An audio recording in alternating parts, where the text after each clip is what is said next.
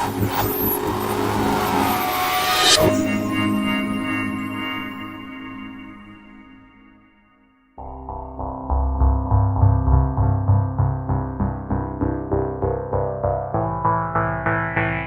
wanted to show you one of my favourite props from last year's Christmas lectures, which is a Mobius strip steel track covered in maybe 2,000 or 3,000 of these super strong neodymium magnets.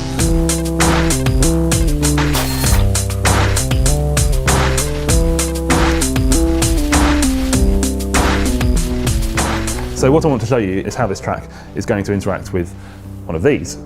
This is a high temperature superconductor made of yttrium barium copper oxide as a sort of ceramic material. And a superconductor is something that when you cool it down, in this case with liquid nitrogen, loses all its electrical resistance.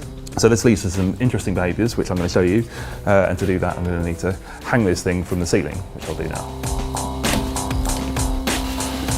Oh.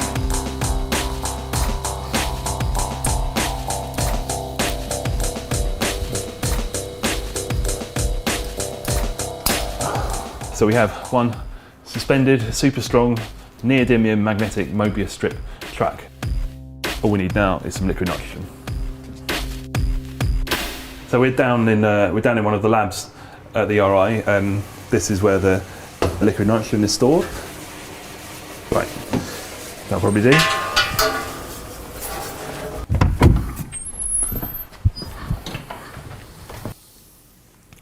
Superconductor is now cooling down, which will take a minute or so.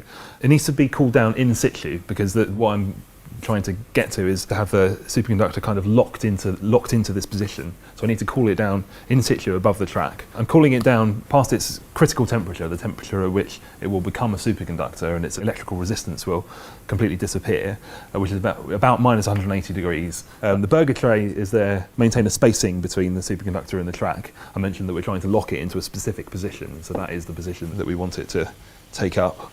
Just going to slide this off. This is the best way I've found of doing this. If I hold this up quickly enough, you can see there that it's actually levitating on the track. You might be able to see a gap underneath it there, sliding back and forth, levitating. Oh, and okay, there. So unfortunately, it warms up quite quickly because obviously the effect only works as long as it's at its superconducting temperature. So what's actually going on there? A good way to start to understand that is to think about how magnets interact with ordinary conductors like this copper tube.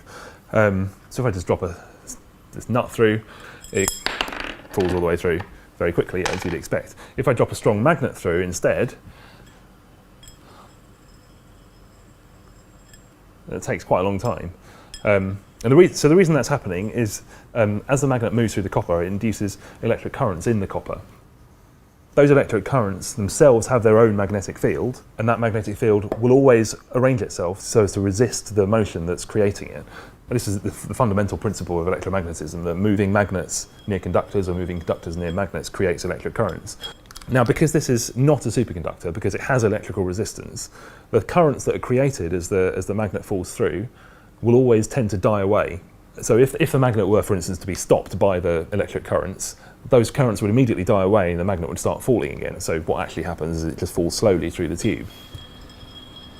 If, however, this were a superconductor, those currents would not die away. As soon as you induce them by introducing the magnets into the tube, those currents would remain and would keep going even after the magnet has stopped. So if this were a superconductor, the magnets would basically be locked in the pipe. They would be effectively levitating in the pipe indefinitely. So that's part of the explanation. We're sort of halfway there. I'm going to get onto the track now. And to do that, we saw when I was demonstrating the superconductor on the track down here that the effect only lasted a few seconds. It warmed up too quickly. It warmed above its critical temperature and stopped levitating. The solution we decided on for the Christmas lectures last year was to make a little train stroke boat thing. So we've got a piece of the superconductor embedded in polystyrene with its own little reservoir for liquid nitrogen. So let's cool this down. Again, I'm going to, not a burger tray this time, a slightly different dish. Carefully pick it up, and I think, so now I can send it around, come all the way back, go back on top. This is why we made it like a Mobius strip, so it can go, so it comes back from the opposite side it went round.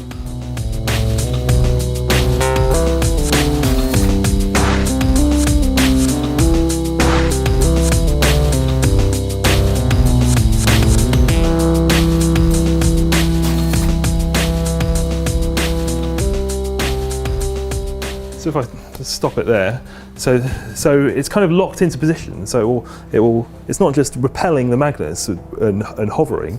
I can sort of pick it up and then stick it underneath as well, and it will hang there. So as I mentioned with the copper, when you induce electric currents in conductors with a moving magnetic field or changing magnetic flux, the electric currents that you create will always have their own magnetic field that resists that change, that resists that motion. So when it's hovering on top of here, and gravity is trying to pull it towards the track, that small motion towards sets up electric currents in the superconductor which have a magnetic field that resists that motion. But likewise, when it comes around and it's now on the other side, now gravity is trying to pull it away, so that act of trying to fall away from the track sets up a different set of currents with a different magnetic field, which this time are attracted to the track.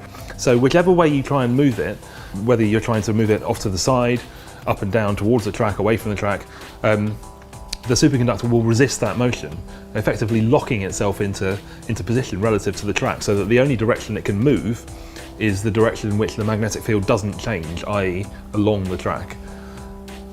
So basically, the superconductor can be any kind of magnet it wants to be, or any kind of magnet it needs to be at that moment to keep itself in the right position relative to the track.